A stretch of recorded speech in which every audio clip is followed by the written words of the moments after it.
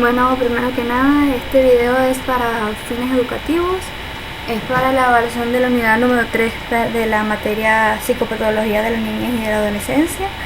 Y aquí vamos a hablar sobre la historia en la atención del paciente infanto-juvenil de la profesora Emily Romero de la Universidad Jacob. Primero que nada hay que hablar lo que es la entrevista clínica, que es un instrumento fundamental en la práctica psiquiátrica y psicológica.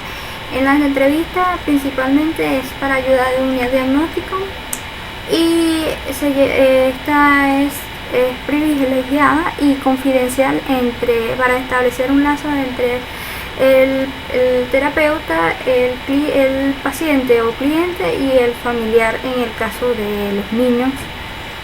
En este acto lo clave es identificar la patología infantil. Podemos captar la información útil y podemos dar un primer apoyo terapéutico. En esta lo importante al principio hay que establecer una cita. Ya veremos cómo el paciente o cliente obtenga esa cita a través de un teléfono o a través de ir hasta el consultorio, y después se establece una sesión de terapia y él tiene que proceder a ir a esa hora de terapia el día indicado. Aparte de que la importancia de la entrevista clínica es la recolección de los datos del paciente para establecer un reporte, para establecer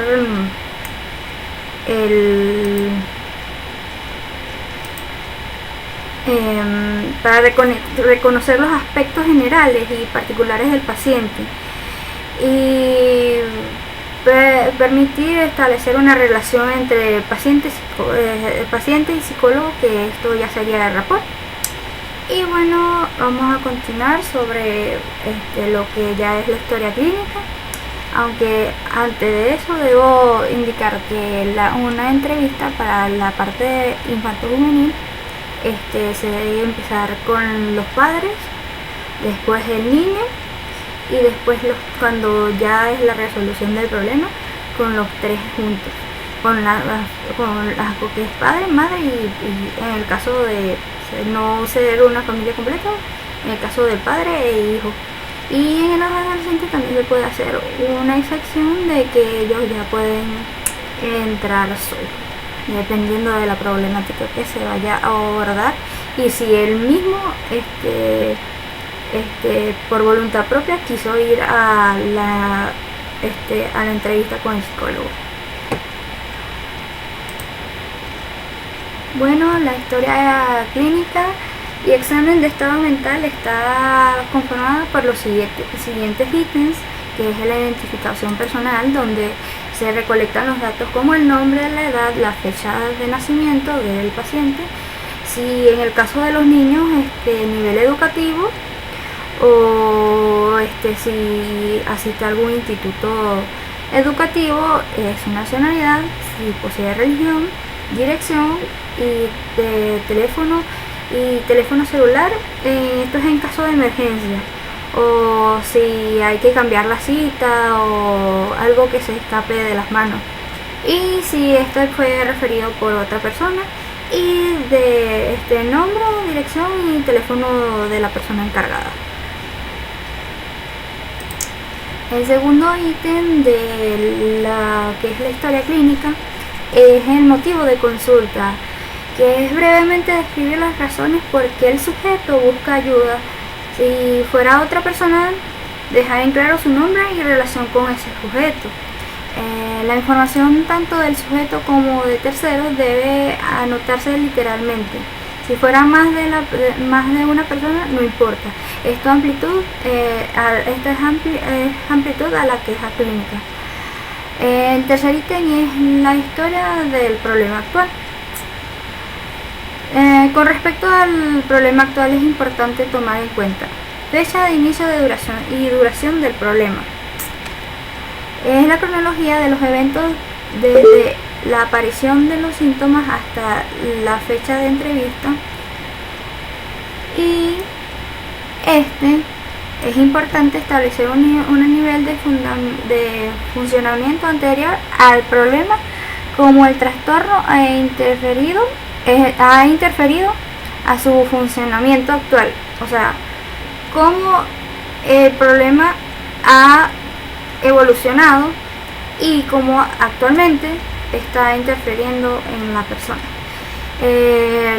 Los factores precipitantes, lo que es estresores psicosociales, si hubiera, o sea, si crees que hay algo en el entorno que molesta y perjudica dentro de esta problemática. El impacto del trastorno del sujeto y en la familia, o sea, esto sí es que ha hecho que las actividades del sujeto no se puedan ejecutar como dentro de su círculo familiar y allegados, y su adaptación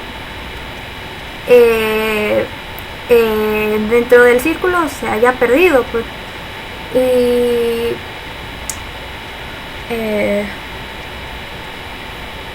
bueno, el cuarto ítem ya es la historia clínica como tal, o los antecedentes del paciente, que primero está dividida en dos partes, que las personales no patológicas y las personales patológicas. Las personales no patológicas son la parte de la historia prenatal, cómo fue el desarrollo del embarazo, cómo la evolución antes de que durante este periodo, y después viene el desarrollo psicomotriz, que viene abarcando los tipos de juegos relacionados con otros niños, cuidados recibidos y de parte de quien fueron recibidos.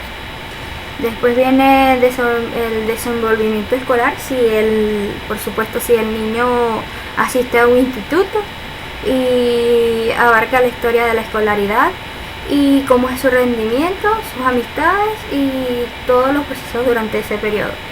Después viene, si ya estamos en la parte de la adolescencia, esto incluye la relación entre amigos, profesores, actividades sociales, desarrollo y de su independencia, y si tuvieron relaciones interpersonales, novios o novias en el caso de los niños.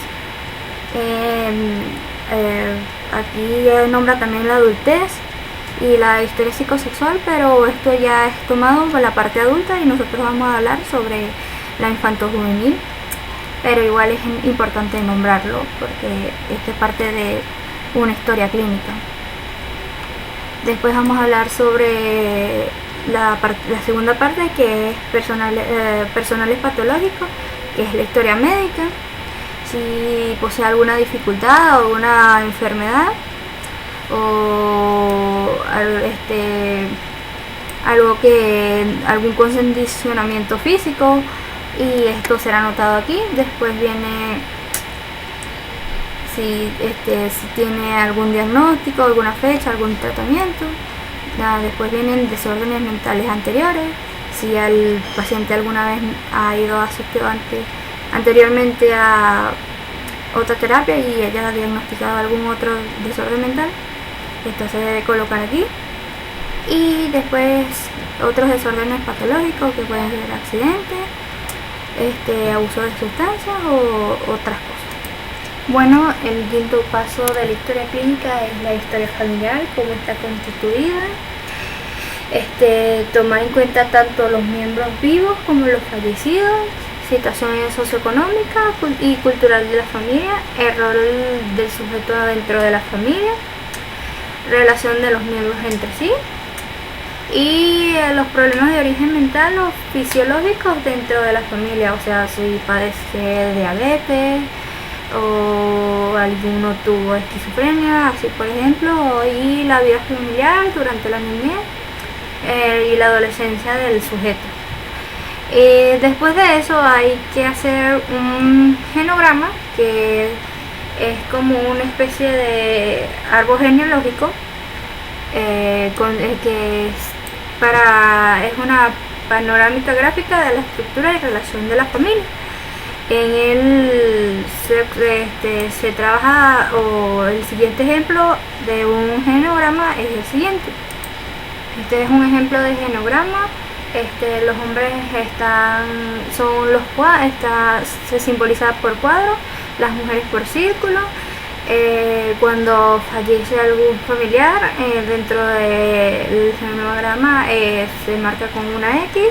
Cuando hay un divorcio entre el lineado, se hace unas rayas paralelas. Cuando hay un embarazo y es en forma de triángulo, y cuando es el núcleo, o sea, la principal es, dependiendo del sexo, se hace un recuadro dentro de la figura. Y bueno, eso es lo básico de un genograma y su simbología. Bueno, entramos en el séptimo paso, que ya es el estado mental, es el examen de estado mental de la persona. Aquí vamos a tomarlo por la primera parte, que es la descripción general, la higiene, la apariencia, la conducta, su actividad motora, su actitud frente al entrevistador.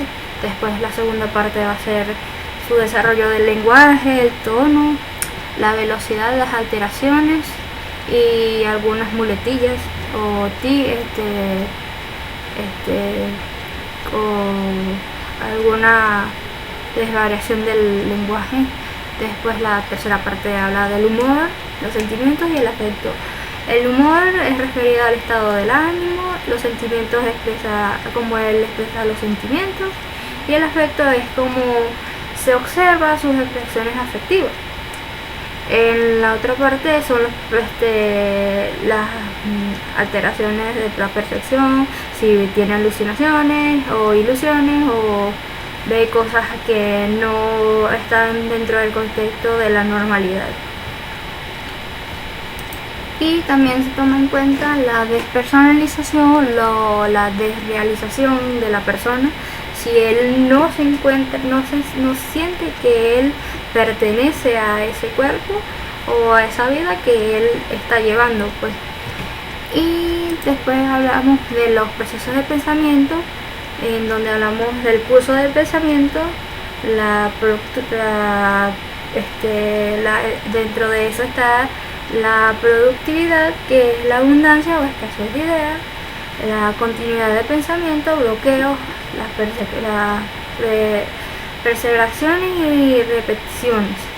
Y después hablamos de la segunda parte de los procesos de pensamiento, el contenido que tenga el pensamiento, que es las preocupaciones, que son más manejadas por el sujeto, los trastornos de pensamiento, que se refiere a los delirios, a las ideas referentes o pensamientos abstractos, la información e inteligencia o cálculo del conocimiento general, y cuestiones que tengan relevancia dentro del contexto cultural y educativo del sujeto o paciente. O sea, estamos hablando dentro de la concentración del sujeto. Después hablaremos sobre lo que es la orientación. Hablaremos lo que es la orientación, que dónde está, si está ubicado en tiempo, lugar, espacio y persona. O sea, si él está ubicado, qué edad tiene, dónde está, en dónde se encuentra, quién es, qué hora es, ese tipo de cosas. Después vamos a estudiar la memoria, que es la remota, pasado reciente, memoria intermedia, y eso sería igual que corto, mediano y largo plazo, que sería los años, los meses, los días y minutos y segundos que durante la entrevista. El control de impulsos, las habilidades que puede expresar los impulsos agresivos, los hostiles, los afectuosos, del temor o de culpa o de la sexualidad. Después hablaremos del juicio crítico, que está dividido en social y en pruebas, que entonces juicio crítico es la capacidad de tomar decisiones en una situación dada. En la parte social, en acciones sociales y educativas o adecuadas o no adecuadas. O sea, la persona debe saber cómo comportarse ante una posición social, si este comportamiento o acción es adecuado o inadecuado para este. En pruebas, el terapeuta plantea una situación y el paciente responde lo que haría.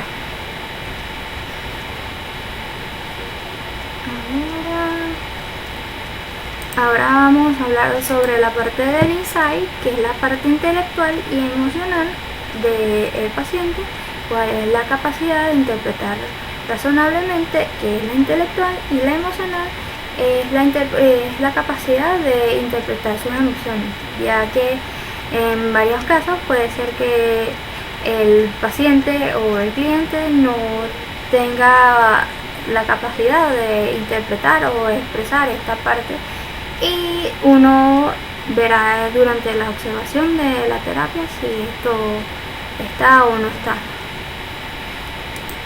Y por último, en la parte del examen de estado mental se habla de la confiabilidad, que es la impresión que el examinador tiene de la veracidad o capacidad del paciente para informar sobre su situación con exactitud, y la veracidad que uno cree que hay en el expuesto. O sea, aquí terminamos lo que es examen de estado mental y vamos al octavo punto, que sería